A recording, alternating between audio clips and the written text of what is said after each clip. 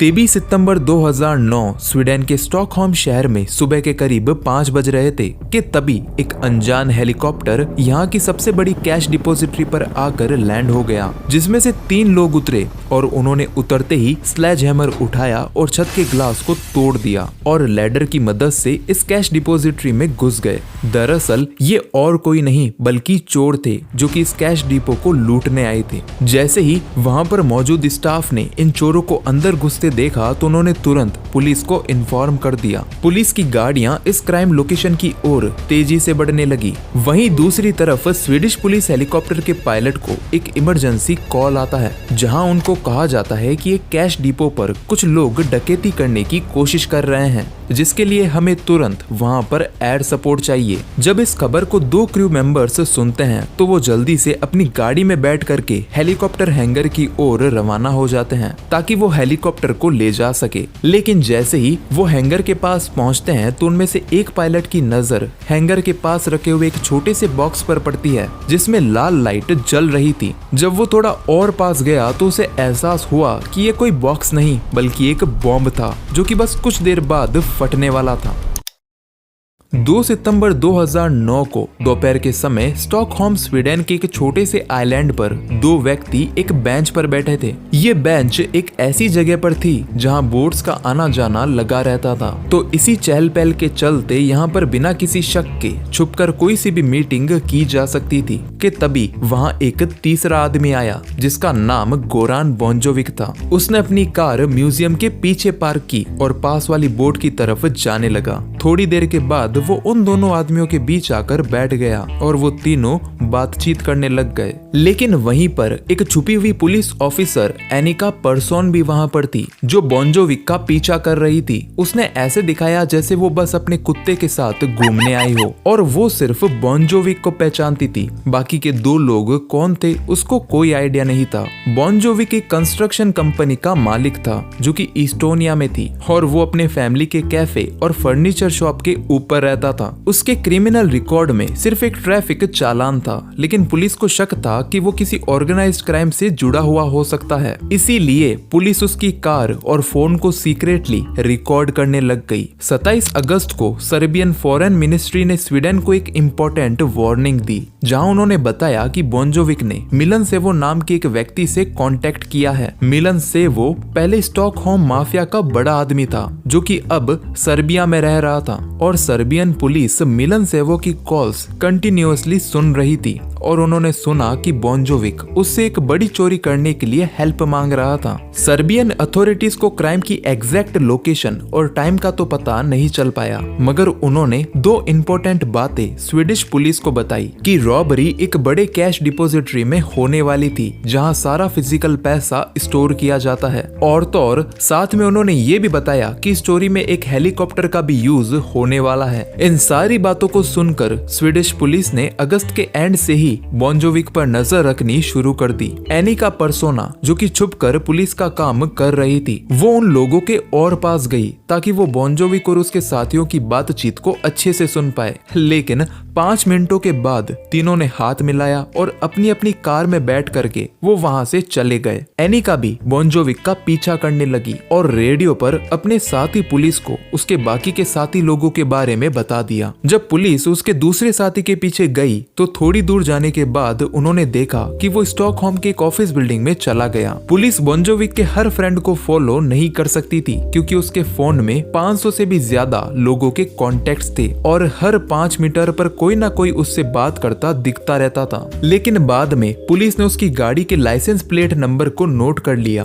अब पुलिस के पास सिर्फ इतने ही क्लू थे, एक हेलीकॉप्टर, एक कैश डिपॉजिटरी और कुछ लोग जिन पे शक हो सकता था। अगर अभी पुलिस उनको अरेस्ट करती तो सिर्फ कॉन्स्पिरेंसी का केस बनता और प्रूफ ना होने पे वो सब छूट भी सकते थे। इसीलिए पुलिस के पास सिर्फ एक ही ऑप्शन था, इंतजार करने का, तब तक जब तक कि ये प्लान रियलिटी ना बन जाए। 23 सितंबर 2009 को रात के करीब 2:30 बजे माइंटिंग हेलीकॉप्टर बेस पर पुलिस पायलट एंड्रियस जॉनसन और उसके साथी ने अपनी रात की आखिरी फ्लाइट कंप्लीट की और हेलीकॉप्टर को रिफ्यूल करके उसे हैंगर में पार्क कर दिया। अराउंड 3:20 पर वो हैंगर का दरवाजा बंद करके अपने अपने बंक्स में चले गए कि तभी 5:20 पर एक आदमी ड्राइववे से होता हुआ इस जगह पर आता है जहां इस आदमी ने अपना चेहरा ढक रखा था और वो अपने हाथों में 2 प्लास्टिक बॉक्सेस को लेकर आया था जिन पे रेड ब्लिंकिंग लाइट से जल रही थी।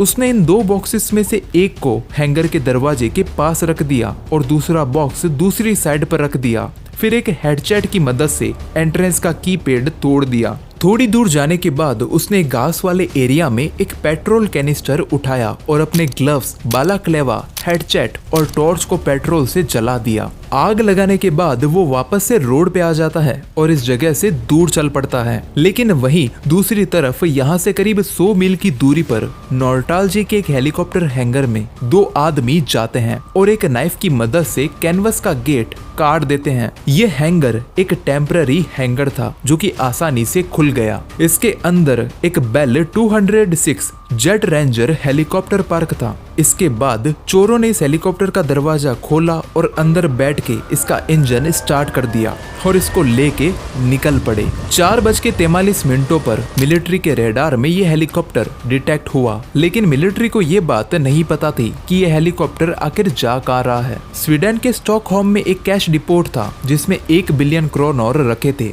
इस वक्त ये डिपोट अपनी स्टोरेज की पीक कैपेसिटी पर था। ये डिपोट G4S नाम की सिक्योरिटी कंपनी का था जो कि दुनिया भर में कैश संभालने का काम करती है। दरअसल स्वीडन में बैंक्स खुद कैश का ट्रांसपोर्ट और स्टोरेज नहीं करती, बल्कि ये काम 3 प्राइवेट कंपनीज करती है। जहां इन कंपनीज का काम होता है एक सेफ जगह पर फिजिकल मनी को स्टोर करके रखना। ये इन पैसों को हैवी आर्म्ड व्हीकल्स में ट्रांसपोर्ट करते थे, जहां ये सारा पैसा बैंक्स, बिजनेसेस और एटीएम से पहले कलेक्ट करते थे और दोबारा से इन्हीं जगहों पर फ्रेश कैश सप्लाई कर देते। वो ऐसा इसीलिए करते थे ताकि पुराने और नए कैश का मैनेजमेंट किया जा सके और फेक और डैमेज नोट को भी रिप्लेस किया जा सके। लेकिन सिर्फ इतना ही नहीं, क्योंकि ज्यादातर एटीएम्स में पैसा रैंडम अमाउंट में निकलता रहता था, इसीलिए इनको प्रॉपरली काउंट और शॉर्ट किया जा सके वो इसका भी ध्यान रखते थे। कुछ एटीएम्स में कैश जल्दी खत्म हो जाता था और कई जगहों पर कैश पड़ा रहता था, इसीलिए G4S इसका बैलेंस मेंटेन करके रखती थी ताकि सभी एटीएम में प्रॉपर कैश फ्लो चल सके। और इस सुबह भी कहीं heavy armed vehicle fresh cash को एटीएम और बाकी जगहों पर ले जाने के लिए पार्किंग में वेट कर रही थी। सिक्योरिटी काफी टाइट थी और इस जगह पर कभी कोई सक्सेसफुल रॉबरी कभी नहीं देखी गई।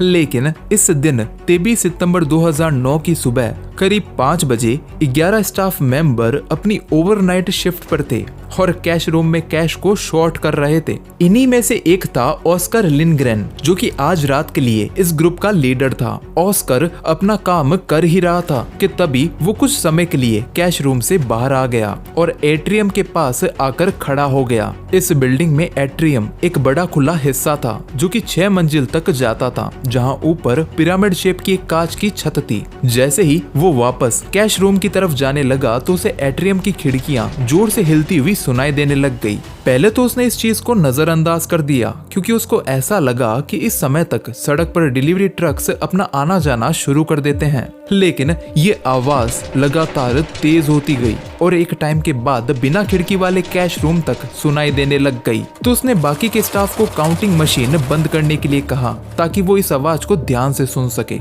इमारत तेजी से वाइब्रेट होने लग गई और अंदर मौजूद सारे स्टाफ मेंबर घबरा गए। सीसीटीवी में जब देखा गया तो उनको पता चला कि एक सफेद हेलीकॉप्टर वहां पर लैंड हो रहा था। इस हेलीकॉप्टर में बैठे पायलट ने इस हेलीकॉप्टर को पिरामिड ग्लास और किनारे के बीच एक बहुत ही संकरी जगह पर इस हेलीकॉप्टर को उतार दिया था। इसके बाद इस हेलीकॉप्टर में से 3 नकाबपोश लोग उतरे और शांति से अपना सामान तैयार करने लग गए, जहां उन्होंने एक बड़ा स्लेज हैमर उठाया और छत के ग्लास को तोड़ दिया। फिर एक 20 फुट लंबी लैडर नीचे डाल दी जो कि वहां जाते ही परफेक्टली फिट हो गई ऑस्कर जैसे ही बाहर आया तो उसने देखा कि 2 सीढ़ियां बिल्डिंग के सहारे लगी हुई थी और एक आदमी काले कपड़ों और सफेद जूतों में छोटी वाली सीढ़ी पर चढ़ रहा था और एक दूसरा आदमी नीचे खड़ा था। दोनों ने काले मोटरसाइकिल हेलमेट पहने हुए थे। ऑस्कर को लगा कि ये लोग यहाँ पर बिना बताए आ गए हैं और कुछ ना कुछ गड़बड़ जरूर से हो सकती है। अचानक से उसकी नजर टूटे हुए शीशे पर पड़ी।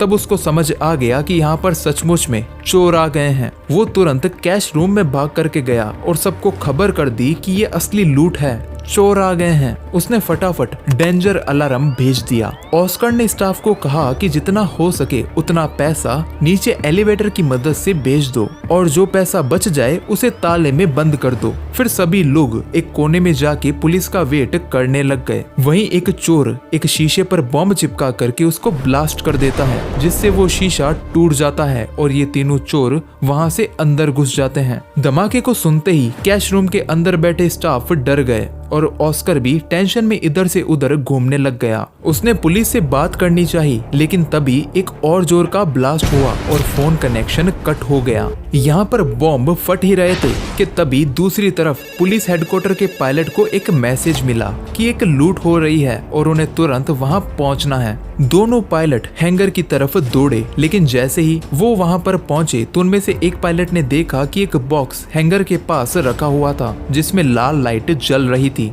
ध्यान से देखने पर उनको पता चला कि ये कोई मामूली बॉक्स नहीं बल्कि एक बॉम्ब था। उन्होंने देखा कि एक दूसरा बॉम्ब भी थोड़ी दूरी पर रखा हुआ है। उन्होंने सोचा कि अगर हेलीकॉप्टर को निकालने की कोशिश की तो यहाँ पर ब्लास्ट हो सकता है, क्योंकि इस वक्त हेलीकॉप्टर के पास 6000 गैलन जेट फ्यूल भी रखा हुआ था, जो कि अगर फट जाता तो यहाँ पर बहुत बड़ा धमाका हो सकता था। इसीलिए पायलट ने तुरंत वहाँ से निकलने का फैसला किया और वो जाके एक सेफ जगह पे एक कार में बैठ गए और बॉम्ब स्क्वाड का इंतजार करने लग गए। लेकिन जिन 2 बॉक्सेस को वो बॉम्ब समझ रहे थे वो दरअसल फेक बॉम्ब थे। थोड़ी देर के बाद एक फायर ट्रक आता है, क्योंकि एक लोकल आदमी ने जंगल में आग देखी थी। फायरमैन वहां पर पहुंचता है और आग को बुझा देता है, लेकिन आग को बुझाते समय उसको वहां पर आधी जली हुई काली टोपी, एक लाइटर और एक जोड़ी ग्लव्स भी मिलती है, जो कि और कुछ नहीं बल्कि चोरों के द्वारा छोड़े गए सबूत थे। चोरों ने पहले एक ब्लास्ट किया, लेकिन कैश रूम का दरवाजा नहीं टूटा।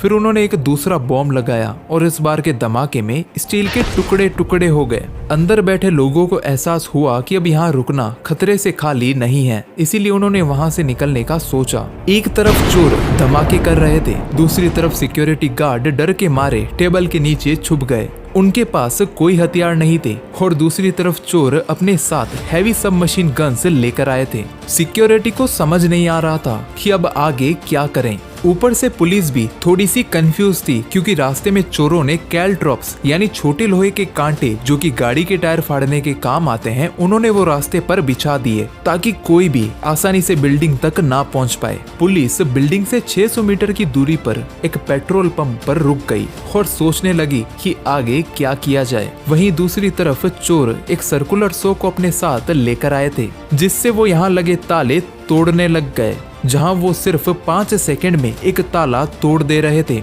फिर कैश बीन्स में से नोट निकाल करके बैग में भरने लग गए, लेकिन जैसे जैसे टाइम बीतता जा रहा था उनका ध्यान पैसे भरने से हटने लग गया। वो पैसे इधर उधर गिराने लग गए, क्योंकि उनको डर था कि कहीं पुलिस उन्हें घेर ना ले। चोरों का असली मास्टर प्लान था हेलीकॉप्टर से भागना। जब उन्होंने देखा कि उनका काम हो गया है तो वो बिल्डिंग की छत पर गए। वो पैसों से भरे बैग को लेकर ऊपर चढ़ रहे थे, जिससे जल्दी जल्दी में कुछ कैश नीचे भी गिरता जा रहा था, लेकिन 30 मिनट के अंदर अंदर वो हेलीकॉप्टर में बैठकर उड़ गए।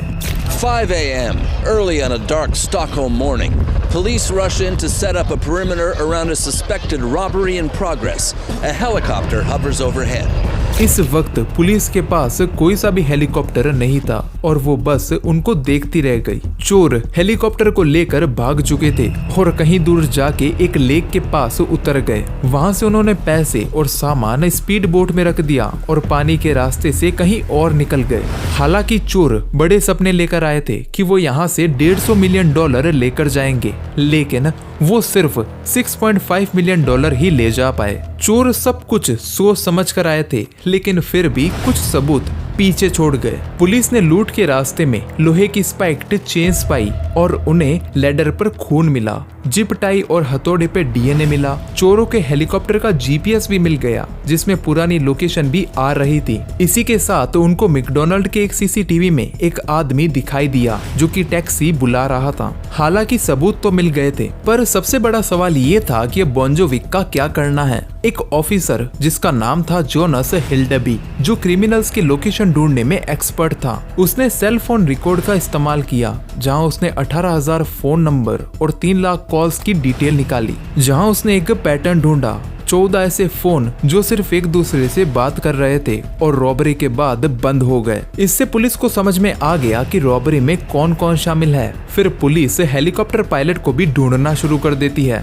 जो कि और कोई नहीं बल्कि एक टीवी प्रोड्यूसर अलेक्जेंडर एरिक्सन निकला। इसके बाद पुलिस ने एरिक्सन और बोंजोविक को अरेस्ट कर लिया। एरिक्सन ने कहा कि रॉबरी वाले दिन वो यहाँ पर था ही नहीं, पर सीसीटीवी ने उसको मैकडॉनल्ड पर पकड़ लिया। चार्बेल चेरो नाम का एक गैंगस्टर भी पुलिस की नजरों में आया, क्योंकि उसकी गाड़ी की डिक्की में से एक बिल मिला। बिल में 5 नए मोबाइल फोन और सिम कार्ड का रिकॉर्ड मिला, और ये वही फोन नंबर थे जो कि चोरी में यूज हुए थे। हालांकि पहले चोर भाग तो जरूर गए थे, मगर आखिर में उन सबको पकड़ लिया गया, जहां हेलीकॉप्टर, फोन रिकॉर्ड, डीएनए सबसे बड़े सबूत बने। ये स्वीडन की सबसे डेयरिंग रॉबरीज में से एक बन गई। चोरी के बाद पुलिस ने पैसे रखने वाली जगहों की सुरक्षा बढ़ा दी, लेकिन अभी भी पुलिस को शक था कि और भी लोग इसमें शामिल हो सकते हैं। पर सारा लूटा हुआ पैसा आखिर कहां गया, ये कभी भी किसी को भी पता नहीं चल पाया। पता नहीं वो पैसा रशिया के रास्ते स्विस बैंक्स में चला गया या फिर ड्रग्स खरीदने में यूज हो गया। एक ऑफिसर ने कहा कि ये चोरी इतनी स्मार्टली प्लान की गई थी कि हर चीज एकदम सही वक्त पर हो रही थी। बॉम्ब रखना, हेलीकॉप्टर चोरी करना और पुलिस को उलझाए रखना। वास्तव में ये एक मास्टर प्लानिंग थी। लेकिन अगर आपको ये वीडियो पसंद आई हो तो इसको लाइक करके शेयर जरूर से करना। अगर आपको ऐसी ही रॉबरीज स्टोरीज देखनी पसंद है तो आप ये वाली वीडियो देख सकते हैं, नहीं तो आप ये वाली वीडियो भी देख सकते हैं। मैं मिलता हूँ आपसे एक नई वीडियो में, लेकिन तब तक के लिए सी यू सून।